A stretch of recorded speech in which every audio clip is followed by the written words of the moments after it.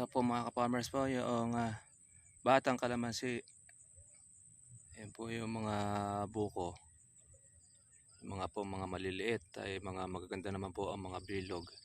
Pero yung ibang po dyan mga katribya po ay naluluto. Yan, nasisira oh. Ang sakit ng kalamansi mga ka-farmers pagka po ganito pong tagulan, yung dahon po niya ay naluluto. Tapos yan yung bunga.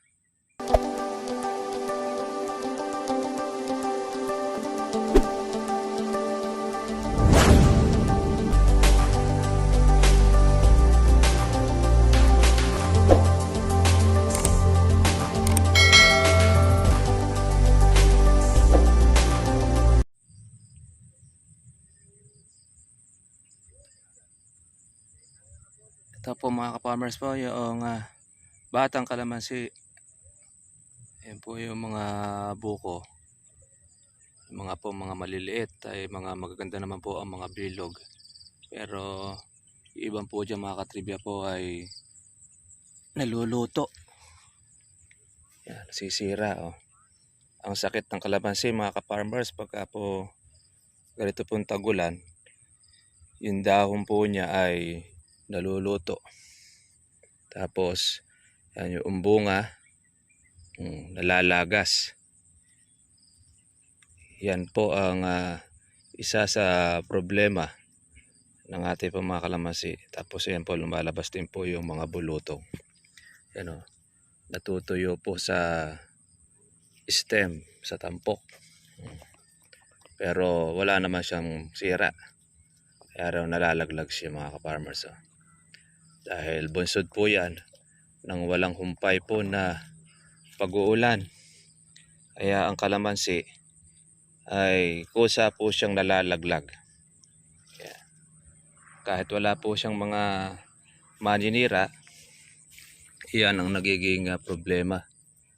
Pero ganun pa man, ay marami pa rin po mga ka-farmers po na matitira itong ating kalamansi. Yan. Iba po ay mga dumilo na dahil di po naharap po na mapitas. Magandang umaga po sa inyo mga katiba. Welcome po sa aking YouTube channel. Kamusta na po kayong lahat? Ngayong araw po na ito, medyo maganda po ang panahon natin.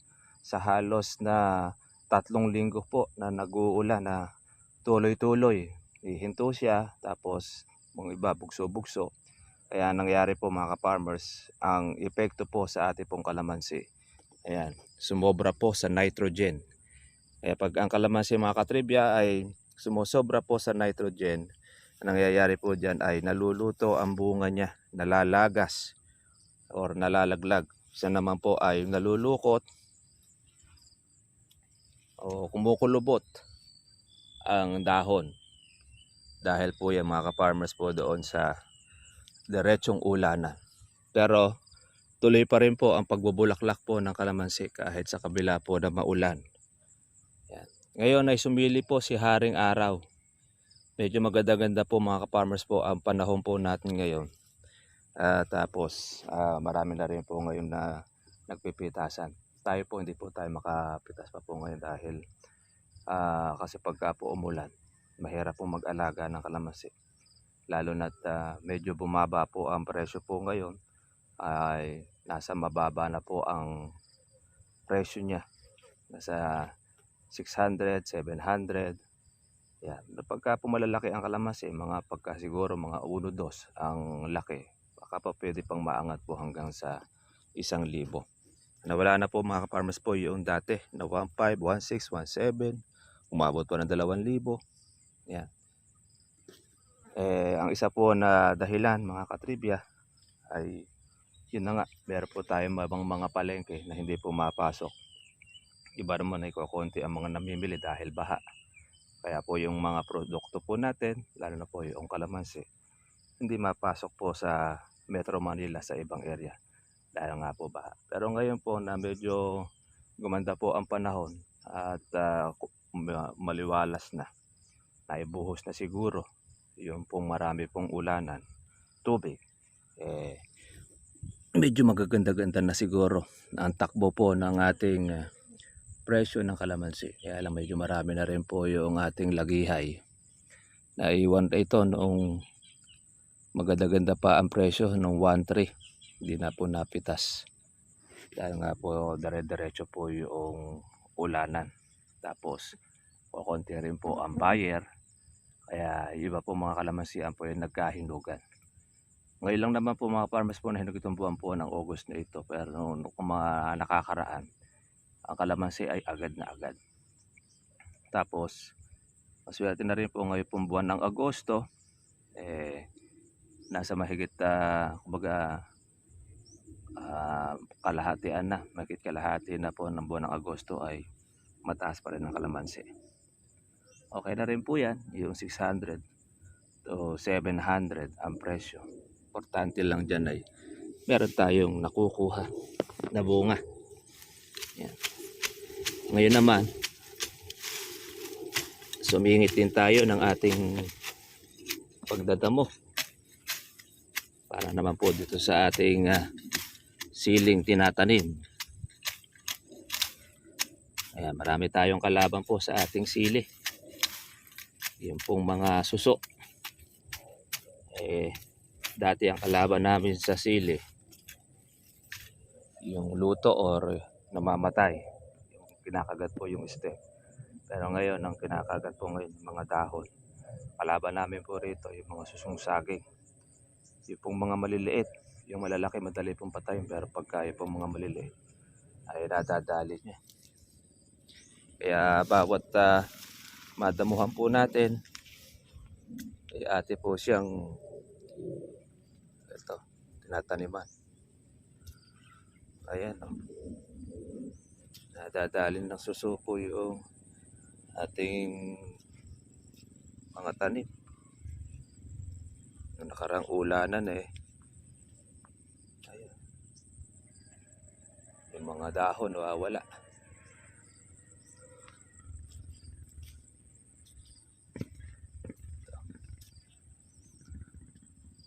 Di rin tayo makapag-spray ng ating herbicide. Dahil dire-diretso po yung ulanan, mga katribya. Sana naman ay tuloy-tuloy na po itong pag-aaraw para okay. Ayan, dahil na naman uli yung mga tubong damo. Galit na uli. Kung di po natin ito dadamuhan, nako grabe, ang lalaki ng mga damo natin dahil di po tayo makapag herbicide. Ito pa yung ating pong tataniman hanggang doon sa may dulo na yun. Kaya pisahan po natin ulit mga farmers po ang pagtatrabaho. Although umulan po din kanina, bugso-bugso, pero di kagaya dati na talagang binubuhos. Mga ilang araw na halos buhos po ang ulan. Kaya medyo nakarami po tayo ng ating pong paglilinis dito po sa ating kalamansi. Yan. Malungkot po na balita. Yan. Mababa ang presyo ng kalamansi. Tapos, yan o, nasusunog po ang bunga. Yan.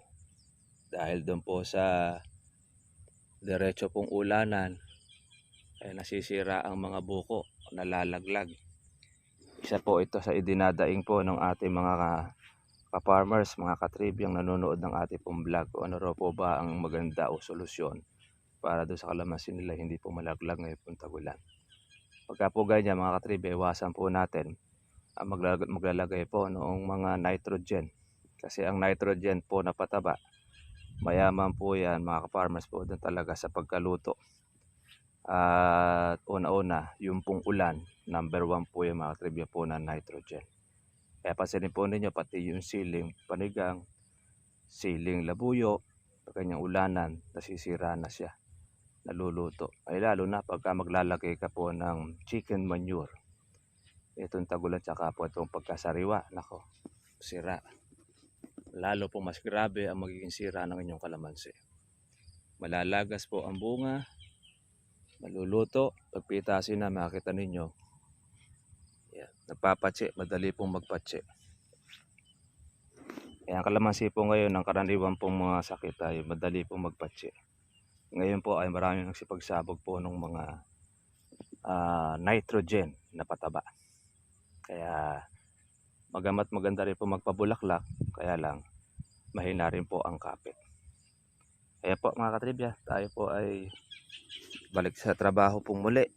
Sana magtuloy-tuloy na po ang magandang panahon para po makadiretso na rin po tayo ng ating pong trabaho, makapag-herbicide, dahil hindi po natin na kakayanin pagka po ganitong puro damo lang po ang ating gagawin. Kundi lang naman po natin ito sisilihan, hindi naman po natin ito ganitong gugusarin po ng ating pagdadamo. Kailangan po natin siya na gusarin sa pamamagitan po ng ating gulok para maitanim po natin yung ating pong punla. Yan.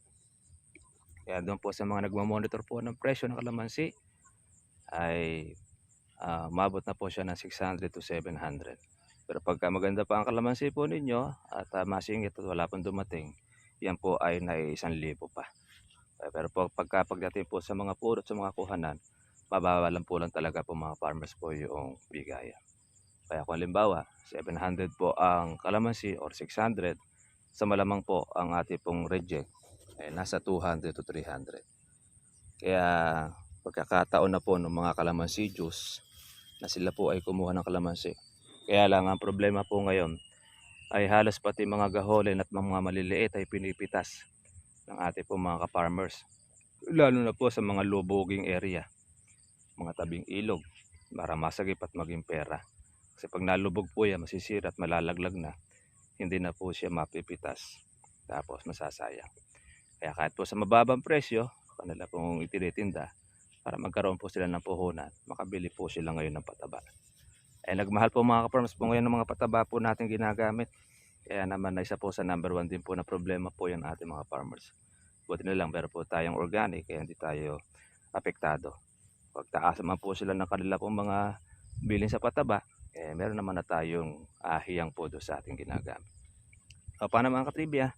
Yun lang po. God bless po sa inyo lahat. Kita-kita po tayo po bukas para sa susunod po natin vlog. Para doon sa mga nagmamonitor po ng presyo ng kalamansi, naglalaro po sa 600, 500, 700, depende sa klase po ng kalamansi po ninyo. God bless po sa inyo lahat. Bye bye.